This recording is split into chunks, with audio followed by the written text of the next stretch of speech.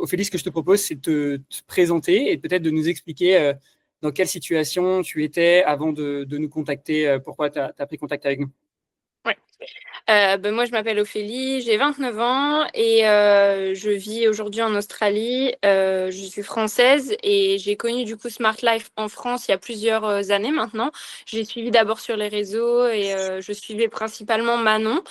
Euh, alors, mon parcours, j'ai été en fait orthorexique et j'ai guéri, dirons-nous, par moi-même, entre guillemets, mais surtout en apprenant énormément. J'ai été très curieuse, etc., au point auquel c'est devenu mon métier aussi. Je suis moi-même coach, nutrition et sport, et je pense que le fait de la connaissance aide à la libération aussi. Et donc voilà, c'est aujourd'hui ce que j'essaie de transmettre aussi envers mes coachés. Sauf que je suis arrivée à un point où, ben, justement, en étant coach, en fait, j'avais besoin de retirer cette pression. J'avais déjà assez de charge mentale, j'ai envie d'appeler ça comme ça, parce que clairement, ça en était, de devoir constamment créer des programmes, etc. Pour en plus, moi, quand j'arrive à la salle, me dire, bon, mon programme. Et en fait, j'avais besoin de retirer cette charge de mes épaules pour continuer, parce que j'avais mergé ma passion avec mon travail. Je voulais continuer à aimer ce que je faisais. Et en fait, du coup, c'est pour ça que j'ai voulu faire appel à Smart Life, à Smart Life, Smart Body. Avant, maintenant, c'est Smart Life. Ouais, Smart Life.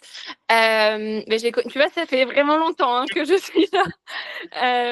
Donc voilà, c'était vraiment dans cette optique, mais je vous ai connu avant tout sur les réseaux et j'aimais beaucoup la manière dont vous approchez les choses, où il y a pas de restriction, il y a une vraie approche psychologique qui est derrière aussi, et vous essayez de comprendre au-delà de bon bah il faut que tu mettes ça en place, c'est strict en termes de fitness et nutrition, il y a un vrai accompagnement psychologique et mindset qui suit, et c'est pour ça que quand j'ai cherché pour moi, même si je suis aujourd'hui guérie de ce qui a pu m'arriver avant, et même au-delà de ça, j'aide les autres à en guérir, ben, je trouve ça important de quand même continuer dans cette optique d'être, bah oui, je suis alignée avec la vision de ceux avec qui je vais travailler. Ok. Donc toi, ton objectif, si j'ai bien compris, c'était surtout de te libérer de la charge mentale sur savoir ce que tu devais faire en gros par rapport à tes objectifs sportifs, alimentaires, etc. C'est ça? Alors, il y avait ça et il y avait un deuxième objectif qui était moins poussé, je dirais, parce que du coup, j'ai voulu être accompagnée par Manon que je suivais, et moi, j'ai un vrai problème de perfectionnisme. Bon, l'orthorexie, c'est un peu lié, hein, évidemment. Et en fait, j'avais besoin je peux pas, la personne peut être autant diplômée qu'elle veut, si j'ai pas la confiance, je vais pas vouloir être coachée. Et même avec Manon, elle le dirait elle-même, je suis très difficile. Non, je suis pas très difficile, mais je suis pas très coachable. Euh, Aussi parce que je sais des choses, et du coup, bah, pour n'importe quel coach, il faut au bout d'un moment savoir se dire, bon, tu te tais et tu appliques en fait. Et c'était une partie que je voulais travailler aussi parce que c'est quelque chose qui, dans d'autres aspects de ma vie, peut m'aider. Et il y a une autre chose aussi, c'est que bah, je suis de nature très très fine, et bah, ça a été un but constant en fait de continuer à développer de la masse musculaire. Donc ça m'intéressait de voir comment d'autres coachs pourraient m'accompagner, enfin un autre coach pourrait m'accompagner sur ce chemin, parce que c'est vrai qu'on a beau savoir qu'il faut pas qu'on reste dans notre zone de confort, ben, on a tendance à y rester par défaut. On aime bien ces exos, donc on reste dessus, etc. Donc j'avais beau changer mon programme, je pense que le fait d'être avec quelqu'un qui ne sait pas ce que tu aimes ou qui ne va pas aller vers ce que tu aimes avec une stratégie derrière, c'est important. Et donc en fait, ça m'a vachement aidé, mais ça, on pourra en parler peut-être dans les autres questions. Mais voilà, il y avait en fait, je veux dire un triple objectif: me défaire de mon perfectionnisme, me défaire de la charge mentale par rapport à moi-même, mon travail, et continuer à évoluer dans mon objectif physique. Ok. Et euh, donc tu nous suivais sur les réseaux sociaux. Je suppose que tu suivais aussi d'autres personnes. Pourquoi ton choix il s'est porté vers nous? Est-ce qu'il y a eu des choses particulières qui t'ont aidé à prendre ta décision? Ouais, bah, je vais même te dire, en fait, moi, je vivais à Bali, donc quand j'ai décidé de prendre cette décision de me faire accompagner, ça faisait plusieurs mois, si ce n'est années, Mm. que j'avais voulu me faire accompagner. J'avais même déjà eu un call avec quelqu'un d'autre de l'équipe. Ok. Je ne sais plus, c'était il y a vraiment un bon moment. Je pense qu'il y a même 2 ou peut-être même 3 ans. J'avais eu le call et j'ai hésité. Puis après, je me suis dit non, t'as pas envie de mettre. Bah, en plus, j'avais moins d'argent à l'époque, donc je m'étais dit non, je vais pas mettre mon argent. Tu sais déjà des choses. Et l'objectif était tellement moins clair qu'en fait, je m'étais pas lancée. Mais malgré tout, je pense qu'en tant que consommateur, quand on a commencé à faire un premier pas avec une marque ou avec un accompagnement, un service, etc., bah, la première chose qui nous vient en tête quand on pense à je vais me faire accompagner, c'est de revenir vers ce à quoi on Mm. a fait confiance. Donc tout de suite, ça a été ça. Et la deuxième chose, moi, comme j'étais à Bali, j'étais accompagnée par, enfin, j'étais entourée plutôt de beaucoup, beaucoup de coachs. J'aurais pu me dire, ben, prends du sur place, prends quelqu'un en qui, puis il y a des pointures aussi, hein. Enfin, il y a des très, très bons coachs sur place. Mais bizarrement, parce qu'il y en a plein qui m'ont demandé autour de moi, ah bon, tu te fais accompagner en ligne, et ah bon, tu te fais accompagner par quelqu'un en France. Mais j'avais tellement construit bizarrement à travers rien du tout parce qu'on s'était quasiment jamais parlé avec Manon. On avait fait un podcast comme ça il y a quelques années, mais en la suivant, et puis elle est assez personnelle, etc. Ben, j'avais créé un lien sans le vouloir ou sans en être vraiment consciente où je me suis dit non, en fait, j'arriverai pas s'il y a quelqu'un d'autre. J'aime déjà pas en fait qu'on me guide parce que j'aime bien un peu être en contrôle des choses.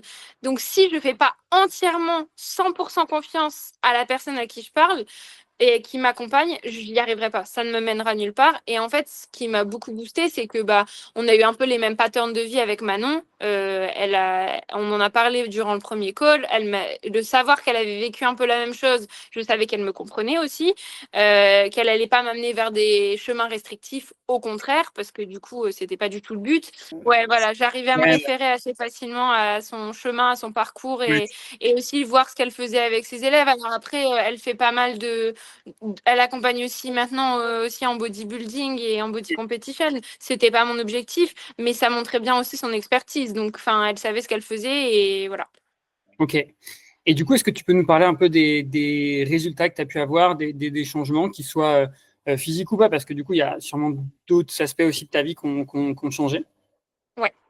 En termes si on part sur le physique en premier, il y a eu une belle évolution dans le sens où moi, quand je suis arrivée à Bali, j'avais déjà fait une évolution par moi-même que Manon a notifié tout de suite. Et du coup, j'avais un peu peur d'être bloquée dans ma progression.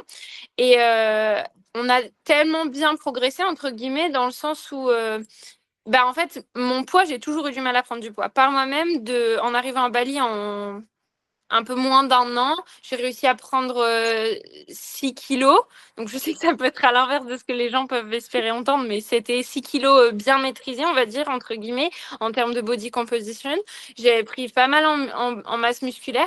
Et en fait, avec Manon, eh ben, j'ai réussi à aller plus haut. C'est-à-dire que si je reviens à la Ophélie d'il y a 6 ans qui écrivait sur son petit journal j'aimerais faire 55 kilos. Quand je suis arrivée sur la balance et que ça a mis 55 kilos parce que c'était ce que j'avais atteint avec Manon, j'ai paniqué, mais pas bien, genre négatif. Et en fait, je me suis dit, ouais, c'est fou, c'était ce que tu voulais. Et pourquoi ça rentre pas bien alors que tous les kilos que tu as pris depuis ces derniers mois, tu étais contente dès que tu montais sur la balance. Pourquoi le 55 qui passe pas? Et en fait, du coup, l'aspect psychologique, le fait d'avoir un coach à ce moment-là, je pense que c'était vraiment super important. Je pense que si j'avais été seule, peut-être que je serais retombée dans des patterns, alors que pourtant, je me sentais guérie. Mm. Mais vraiment, remettre en perspective avec un œil neuf et un œil détaché les choses. Je pense que tout au long de l'accompagnement, ça a été important. Me voir, bah oui, peut-être à un moment plus ballonné. Et puis en plus, il y a un truc qui était particulier, c'est que en vivant à Bali, tu contrôles pas vraiment ta diète pareil qu'ailleurs. Tu cuisines pas. Ou vraiment très très peu. Les cuisines, elles sont pas adaptées, les aliments sont très durs à trouver, enfin, ou quand tu les trouves, c'est extrêmement cher, donc t'as pas envie de te ruiner dedans. Tu peux manger très sain dehors, mais très sain, ça ne veut pas dire dans tes apports. Mm. Donc, en fait, tu ne sais jamais ce qu'ils cuisinent, tu ne sais pas combien de matières grasses, combien de féculents, peu importe ce qu'ils mettent. Donc, en fait, ça m'a vraiment... La nutrition a été compliquée à gérer et Manon me l'a avoué à la fin de l'accompagnement que pour elle, c'était même un peu frustrant en tant que coach de ne pas pouvoir un peu tirer toutes les ficelles qu'elle voulait. Mais malgré tout, en termes de résultats physiques, on a quand même eu des belles choses. J'ai bien pris en volume musculaire. J'ai pris du poids qui s'est stabilisé, c'est-à-dire que je n'en perds pas. Et je me sens plus à l'aise que jamais dans mon corps. Mes performances, elles ont fait qu'augmenter. Et ça, je dirais que là, je vais lier sur l'aspect psychologique. En fait, je pense que Manon, elle m'a aidé à me pousser quand je parlais de sortir de sa zone de confort. Elle a vu que j'avais la bonne forme, elle a vu que j'avais les bonnes techniques, etc. Mais en fait, elle a certainement vu tout de suite. À chaque fois, elle me disait, non, mais là, tu as des reps à aller chercher, en fait. Et moi, par moi-même, je me rendais peut-être pas compte parce que je m'étais fixée dans mon programme. Oui, j'augmentais les charges, mais là, d'avoir cette... euh, en anglais, accountability, d'avoir cette redevance envers quelqu'un, entre guillemets, de devoir Rendre des comptes. dire, bon, bah, voilà, oui, rendre des comptes, entre guillemets, sans être strict, mais voilà, dire, bon, bah voilà, cette semaine, j'ai porté ça, etc. Et elle voyait sur les vidéos, oui ou non, c'était suffisant en termes d'efforts fournis. Elle savait me dire, bah là, t'augmentes. Et en fait, par exemple, si je donne un exemple concret, mon Romanian deadlift, il a très, très, très bien progressé. Elle m'a aidée sur un problème d'épaule que j'avais au tout début où j'ai commencé à m'entraîner. En fait, mon épaule gauche est devenue très faible. Donc, ça restera une faiblesse toute ma vie. Je le sais, elle a été vraiment fragilisée, mon épaule gauche. Mais en fait, on a réussi à rééquilibrer un déséquilibre qui était profond. Et en fait, tout ça sur le mental, je me sentais tout le temps beaucoup plus forte quand j'arrivais à la salle et que j'arrivais à faire... Alors, c'était aussi frustrant parfois parce qu'elle me mettait un objectif et bah, si par exemple, j'avais pas bien dormi ou que c'était pas une bonne semaine, enfin voilà, et que j'y arrivais pas, mais ça, c'est pour tout le monde. Mais il y a le moment où tu passes des étapes en muscu et moi, je reste convaincue que c'est avant tout un travail de mindset. La musculation, c'est pas du tout uniquement physique. Ça rend plus fort. J'ai regagné confiance en moi sur d'autres aspects et oui, évidemment, ça a beaucoup aidé. Et qu'est-ce que tu as particulièrement aimé dans l'accompagnement? Euh, je dirais l'adaptabilité que Manon a pu avoir parce qu'il y a eu des moments qui ont été difficiles pour moi. Comme je disais, en étant déjà coach, parfois on a des attentes, euh, des manières de travailler, et puis aussi, même sans être coach, des personnalités. Et j'ai fait un retour à Manon au bout de quelques semaines en lui disant, écoute, j'ai besoin de te partager quelque chose parce que ça peut paraître bête, mais il y a, par exemple, on parle souvent des love language. Il y en a qui sont le toucher, the word of affirmation, etc. Et en fait, aussi bien, moi, j'aime donner le act of service, mais j'aime recevoir le word of affirmation. Et ça peut paraître superficiel pour certaines personnes, mais à l'école, j'étais comme ça aussi. Et me sentir encouragée, c'était hyper important.